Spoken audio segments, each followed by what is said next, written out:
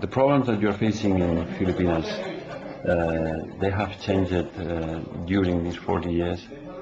Well, yes. Do you think you have succeeded in your work? Yeah, there's been huge developments, and I can see many changes have happened since I went to the Philippines in the first place.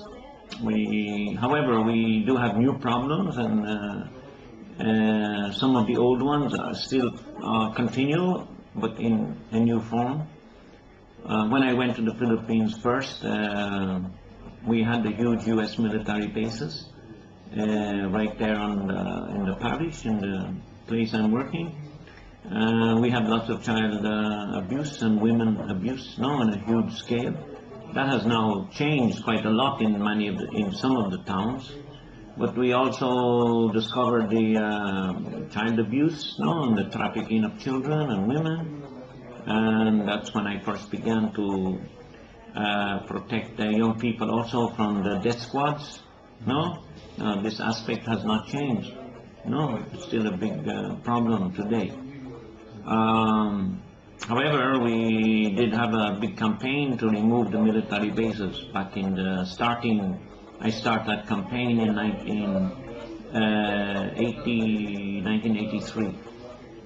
And so it was a big important aspect because the U.S. military bases, they provided a reason for American government to dominate and control, manipulate Philippine affairs and Philippine government. They allowed the dictatorship of Marcos, to be very strong, because Marcos said he will give them the military bases, and they wanted the military bases for their nuclear weapons, and also to surround China, So they also used the bases for launching a war in Vietnam. So we were not happy with that. We want peace. We don't want social effects either of the bases. So we campaigned against it, even though it seemed it was a dangerous thing to do because it's martial law. But myself and Filipino workers at the Preda Foundation, which I established, finally brought this idea to the mind of the people, the mind of the public, international community, that we could change these military bases into successful economic enterprise. And as you know, after the People's Revolution, in 1984, the government changed in the Philippines, and we were able to have the government to send out, or to cancel any new treaty with the Americans. So the bases all left the Philippines. And today, a big progress, they are all converted now to economic development area. And there's hundreds of factories, giving jobs with dignity to the people. So good things happen. And what seems impossible, if we have the spirit and the commitment, dedication to change things, we can change society. We can change things for the better. And the sexual tourism and the child prostitution, is this going to last No, this did not change. This lasted, it collapsed. It stopped at first for about 2-3 years after the bases go out. But then the international sex mafia came back to the Philippines. U.S. Marines retired, remembered the times they had there. Then we have European sex bar operators coming in, and they invite all their own nationalities, Germans, Swiss, Americans, Japanese, Koreans. They all set up bars and clubs, exploiting thousands of women and children. So now we have a new challenge in the Preda. So at Preda, as an organization for human rights, we have to fight against that industry. We're not popular. Many times they have to have me deported or put in the jail. but that's I'm a writer, journalist, so I have to write about all of this. They say I'm damaging the image of the Philippines, so those authorities want to stop my work and close the homes for the children. But anyway, we've succeeded. So we're able to, meet some change, passing new laws to protect children, lobbying to have the Magna Carta, or the protection of rights of women. We're able to have it passed by joining many other groups and NGOs.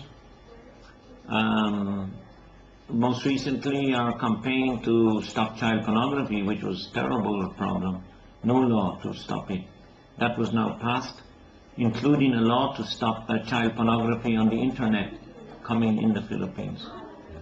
So now that we were very much involved, because I'm a consultant to the legal committee of the senator who made that law, and anyway, we're able to write so that companies who are providing internet connections they are blocking now the child pornography. I don't know if they will have it in Spain, but it's an important aspect of our law in the Philippines now. Do you mean that the politicians in the Philippines and the justice are working together with you? Well, no. The politicians, sad to say, are encouraging and allowing all the sex tourism. They give permits, they give license these sex clubs to operate, which are really fronts now for prostitution and for trafficking, because most of the women are brought from other places. They're controlled inside these clubs and bars. That's not their free choice. The bar owners always have them in their debt. They owe money and they cannot leave, so they're enslaved, you might say. Among them there are many minors we are able to discover by our investigation and rescue many of the children from the sex bars. And so we can give a new home for these children, and they get a new life now of to start life again. And we have a therapy program, and the therapy is able to empower the children to speak out or cry out all their emotional pain and suffering, anger, hatred for the abuse that was done to them. So it's a message also, not only to people who say, can children ever recover? Yes, they can. At Preda, we have some of our psychologists and social workers are former victims of trafficking and abuse. So these children can recover. They are not condemned unless they get help. So that work is succeeding very well in recovery. We also are recovering another project this one we are taking many children out of the jails and the prisons. They are a bad practice. We succeeded to pass a new law to stop you can see here we have little kids in prison, and these children are very young. And this was the first case that started my action to save children in the jail. This kid was, I don't know if the light can see it. Don't worry. Yeah. Anyway, but they're very young, and it made me start a new law, to juvenile justice bill, and it took us 9 years. But I have to go to the media, I have to go through CNN, to highlight the terrible crime against kids. So we got secret camera inside the prison.